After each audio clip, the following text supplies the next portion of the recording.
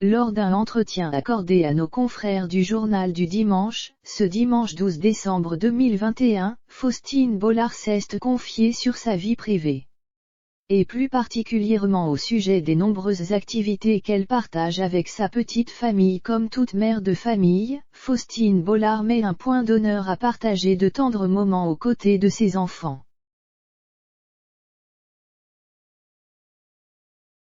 Malgré un emploi du temps très chargé, entre la présentation de ses diverses émissions et son nouveau programme, Les temps changent, diffusé sur France 2, l'épouse de Maxime Chatham se réserve toujours un créneau pour pouvoir être en compagnie de ses enfants, Abby et Peter, respectivement 8 et 6 ans, dans les pages du Journal du Dimanche, disponible en kiosque dès ce 12 décembre 2021, Faustine Bollard a partagé quelques révélations au sujet des moments qu'elle partage avec ses enfants.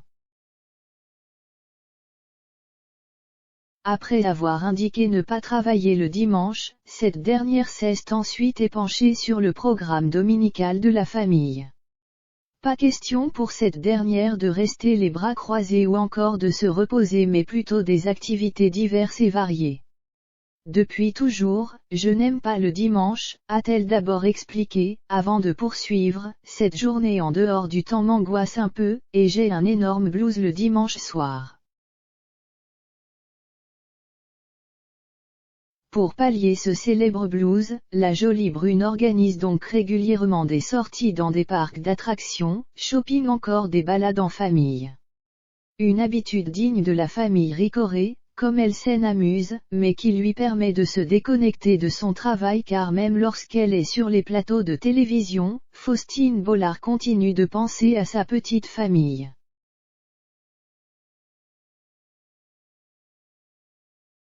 À l'occasion d'une entrevue à Téléstar, en novembre dernier, cette dernière avait évoqué les difficiles sujets de société qu'elle aborde dans son émission Les temps changent.